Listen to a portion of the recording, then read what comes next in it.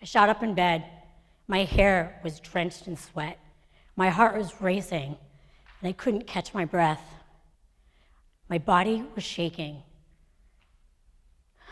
I opened my eyes and I looked around, relieved to be in my own bed.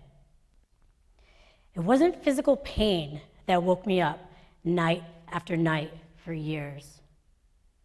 I was living a double life.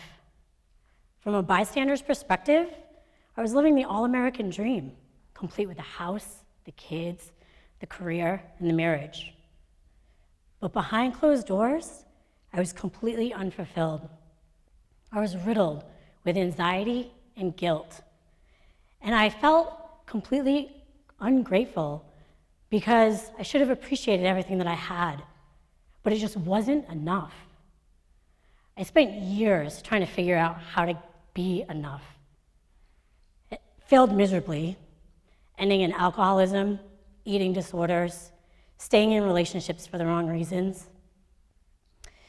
When all my self-destructive patterns were exhausted, I shifted my focus on how to get enough, how to find my life's purpose, how to build a business, how to be successful, how to maintain healthy relationships, and how to manage money. I appeared smart, successful, and well-adjusted, but I still harbored fear, anxiety, guilt, and shame. I needed the glue to put the puzzle pieces together. I needed to do what every top-ranking athlete, successful entrepreneur, and business person has ever done. I needed to say the 3 scariest words I had ever said in my entire life. I need help. When it came time to ask for help, I learned 3 hard truths about asking for help and why most people do not ask for help. The first truth about asking for help is that it will make you face your shame. I was in a rehab facility about 12 years ago. The building looked like a cottage and it was nestled in the woods. It was off the road, so you could only find it if you knew what you were looking for. Each day, I worked with the staff whose unwavering support actually highlighted my shame. See, there was only one other person who knew where to find me for those 10 days. It was my then boyfriend who proposed, instead of marriage, that I get professional help for my drinking. It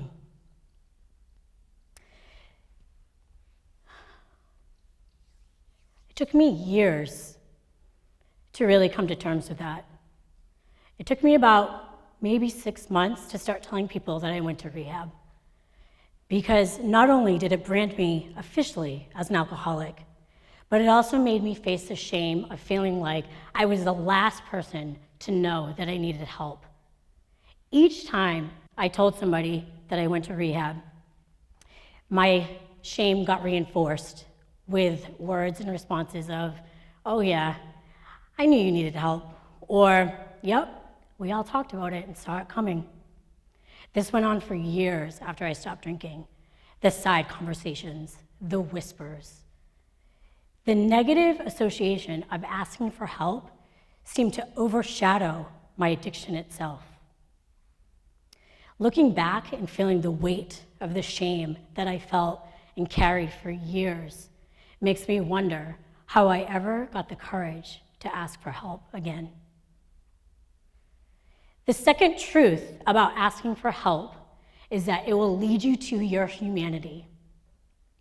Joey and I were coworkers, and we went out one day after work. I met him at the beach, and I was instantly comforted by the smell of copper-tone suntan lotion and salt air.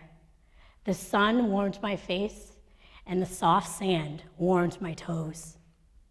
Our conversation was so easy, and as he began to tell me more about himself in a soothing Southern accent, I realized how satisfied he was with his life. He was on the track to where I wanted to be, and I knew I needed to ask for help again if I wanted to get my life back on track. Asking for help humanized my perfected persona. It allowed me to receive support without bias. He was more than willing to share his experiences so I could recalibrate my familiar patterns. There was absolutely no judgment, just a connection between one person and another. Humanity allowed me to peel off the armor and see that it's completely normal for all of us to have hang-ups and levels of tolerance. The third hard truth about asking for help and why most people do not ever ask is because it creates the need to establish and maintain boundaries. I was always told that marriage was hard, that it takes work, communication, and compromise. For the first several years of my marriage, I felt like I got it, and I felt like I was happy. We weathered a lot together, but over time, I found myself in a relationship that was no longer working. I felt like a complete failure, and worse, I felt like I had no other option than to stay and to tough it out. We had children. But over time, it just got worse and worse. I became a shell of myself, physically, emotionally, and mentally. I knew what I needed to do to get off that hamster wheel for good. I needed to establish a boundary to secure my self-worth and to leave a relationship that I had been in for over 15 years. What I realized is that getting a divorce is like a spider web, because from there, I started to divorce other things, people, patterns, old versions of myself. Shortly thereafter, an avalanche of positive physical and emotional changes happened that I had no idea that were in store for me.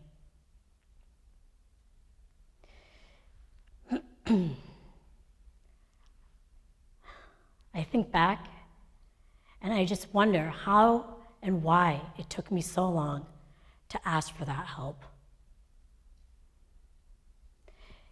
Initiated by setting one boundary, I had access to everything else. My entire life, my business, and my reality completely shifted. Today, we fall victim to immediate gratification, Amazon Prime, instant downloads.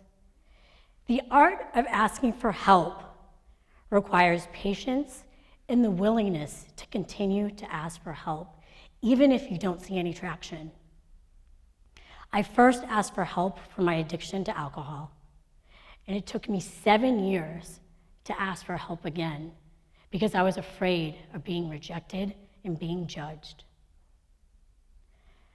I tell you, asking for help is so terrifying. But what's more terrifying is that you just stay in your day-to-day because you're afraid to ask for help, because you're stuck in your past habits. So I'm here to tell you and encourage you to ask for help based on your vision, not your historical timeline. Set your boundary, ask for help, and recalibrate along the way, because soon you will arrive at a place of 360-degree abundance, freedom, and satisfaction unlike anything you have ever imagined. Thank you.